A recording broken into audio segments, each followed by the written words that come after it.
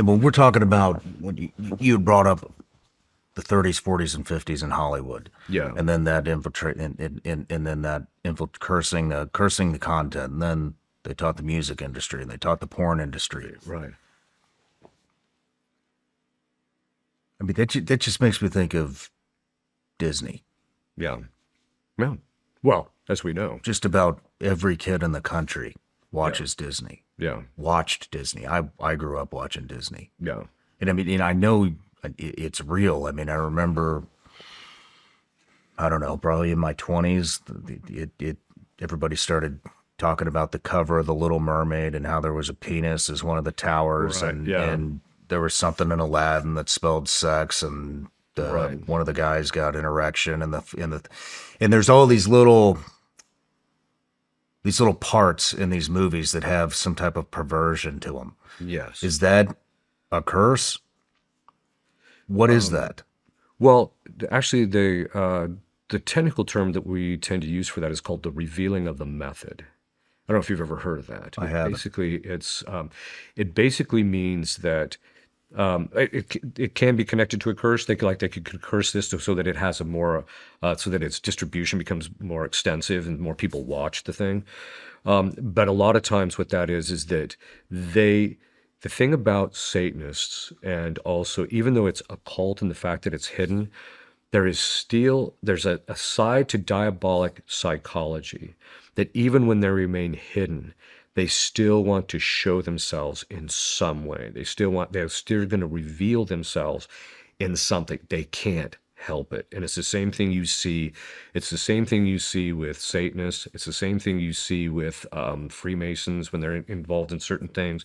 It's the same stuff you see across the board in these particular groups.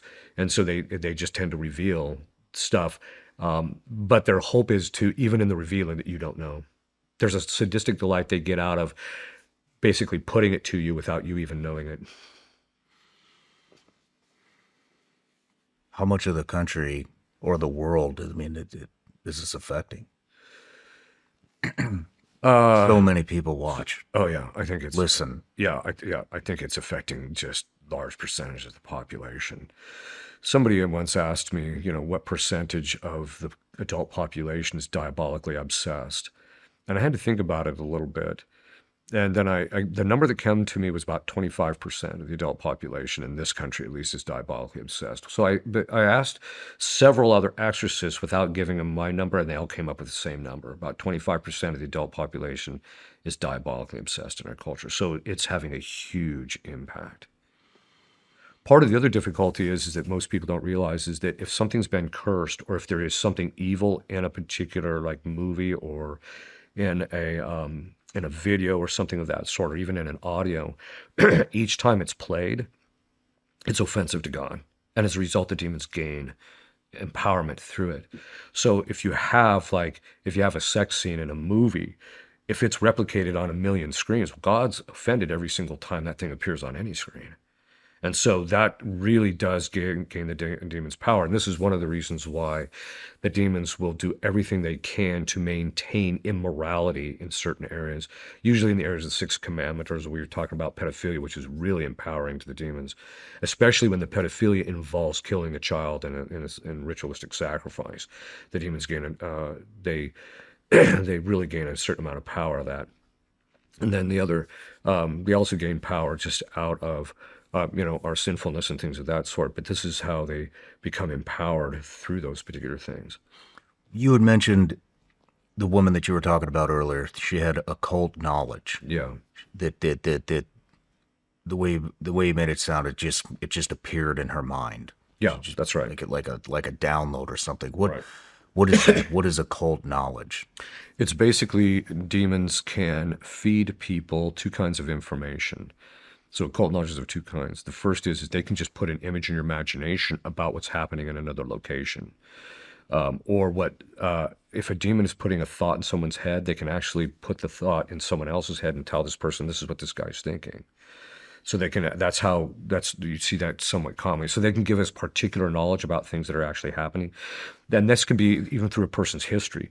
So they can, you walk in and all of a sudden, if the person is possessed, they can start, the demons will just, if they're manifested, they'll start telling you about things that have happened in your history and you've never even met this person. So it deals with particular knowledge. The other kind is, Could that be the other side as well? in what sense? Could the good side, could God send somebody to read your mind? Yes, they can. It's called divine revelation. That can happen, but it's extraordinarily rare. And just as the demons can put stuff in our minds, our guardian angels and angels can put stuff in our minds as well for the good, to kind of clue us in and things of that sort. The other form is kind of a generalized knowledge of the psychoscience. So demons can actually teach people things about how like physical things work. I'm personally convinced that even though I'm kind of a fan of a lot of his work, is Tesla.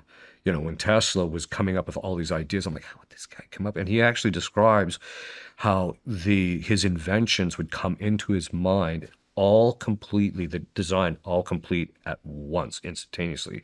It wasn't that he thought, okay, if I do this and I put this together and put this, it wasn't that. It was just whoop, the whole thing comes together in his mind. That's how demons actually communicate the knowledge to him. And there is some report. I'm still trying to track down the veracity of it, but there's a report that he was actually involved in spiritualism. which is a form of the occult.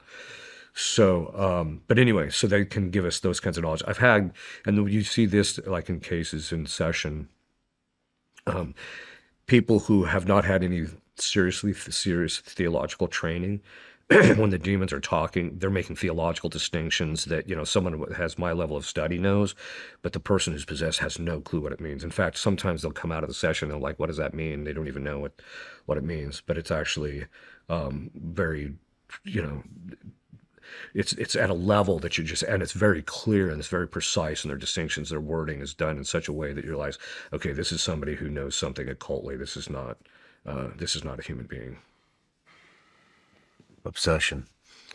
So obsession is when they attack our interior faculties, specifically the imagination and emotions again. But unlike ordinary temptation, this is extraordinary, where it's very powerful and very strong. And the pattern that you'll tend to see with that is the person it'll just switch on and it just switches off. If it's a psychological condition, it will tend to be, it'll switch on because something external happens and the person just reacts to it. Or it'll be because psychological illnesses involved intellectual and other kinds of habits, it's consistent and it tends to act that way. So the person's always thinking about this. Whereas when it's diabolic obsession, all of a sudden, boom, they're thinking about something. They can't get their mind off of it. And then, they might pray or they might do something else, and then boom, it shuts off. And so that's kind of the pattern that you tend to see. It'll switch on, it switches off.